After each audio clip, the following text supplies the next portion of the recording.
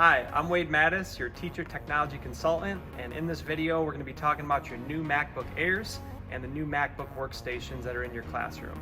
Let's go check it out.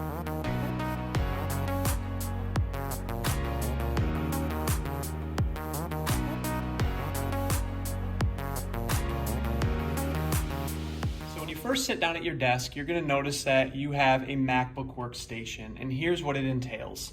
You have a desktop screen, you have a keyboard, you have a mouse, you have your hover cam desktop projector, and you have this dongle with lots of different plugs going into it.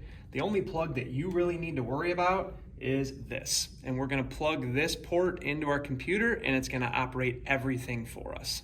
In your MacBook workstation, everybody has a dongle, and this dongle houses all the ports and plugs and USBs that you need to operate your workstation.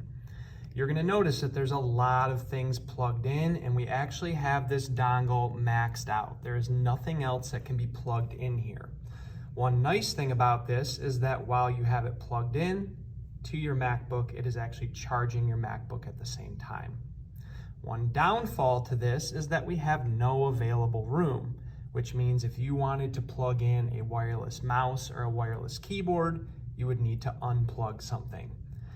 A safe bet, if you want to unplug something without messing anything up, I would unplug the mouse or the keyboard, and then you can plug a different USB in to replace that.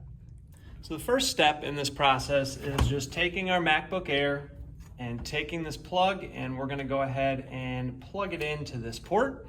And now I'm ready to operate my MacBook workstation. To get started, let's focus on the keyboard and the mouse. Now, for this MacBook workstation, both of these are wireless. Your MacBook station, it could be wireless or they could be plugged in to the dongle.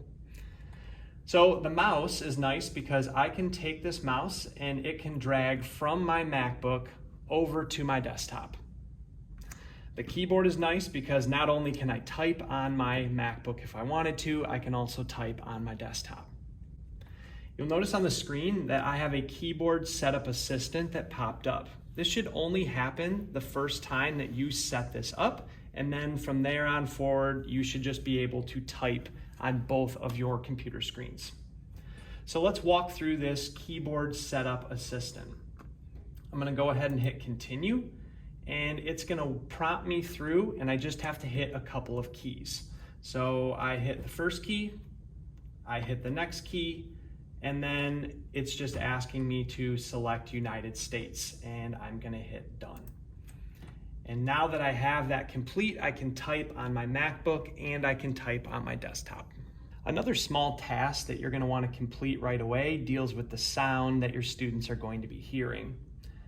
You're going to want to go to System Preferences and find Sound, and we're going to come over to Output.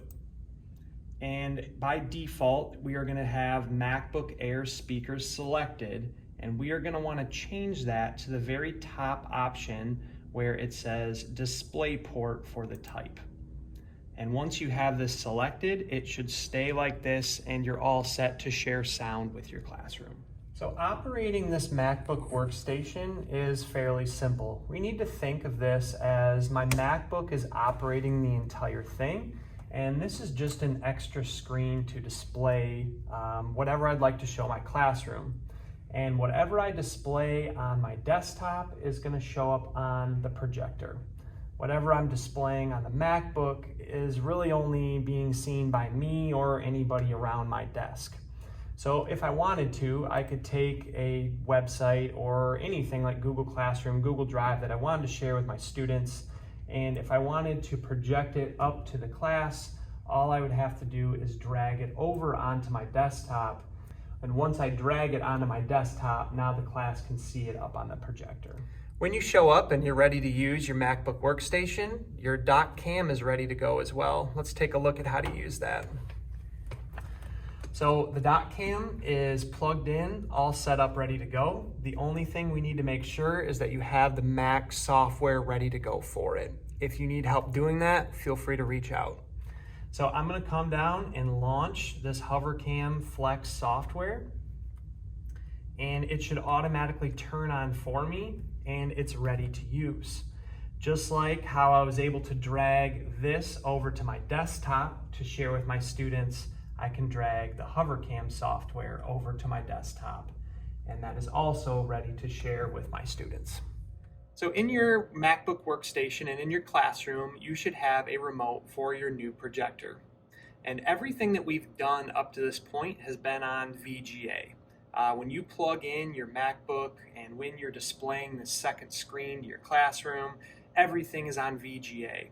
If you ever wanted to screen mirror or do any sort of AirPlay, and some of you this year have a Roku attached to your projector, and we'll get to that in just a second, we're going to need to switch over to HDMI. So in this particular classroom, we have a Roku and you have a Roku remote. And when I switch over to HDMI, we show up at the Roku menu. And in this Roku home screen, you can see I have different streaming services and options that I can select.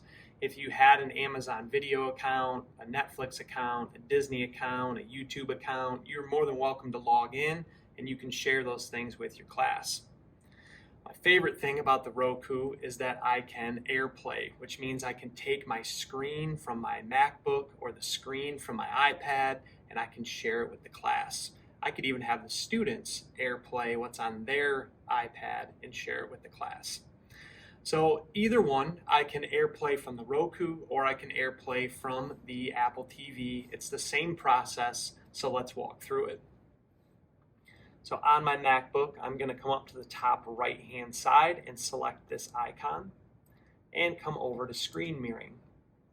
Once you're in screen mirroring, I need to find the room that I'm in and select that room.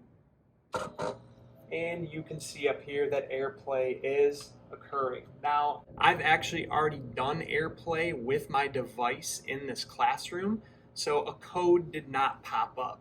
Usually you have to type in a 4-digit code to get your screen to pop up there. So now I am able to share anything from my MacBook on here, and I could also do that with the iPad. So another option to AirPlay in your class, if you don't have a Roku, is to use your Apple TV. So same thing as the Roku that we mentioned, everything that we previously did on our MacBook workstations was VGA. All we have to do is select HDMI on our remote for our projector. And when you select that, you should see the Apple TV main screen. So when I see that main screen, I can come over to my computer. I'm gonna go over to screen mirroring. And again, I need to select the classroom that I'm in. Once I select the classroom that I'm in, we should see a 4-digit code show up on the board, and all I have to do is type in that code. After I successfully typed in that 4-digit code, you should notice that my screen is now successfully pairing up on the board.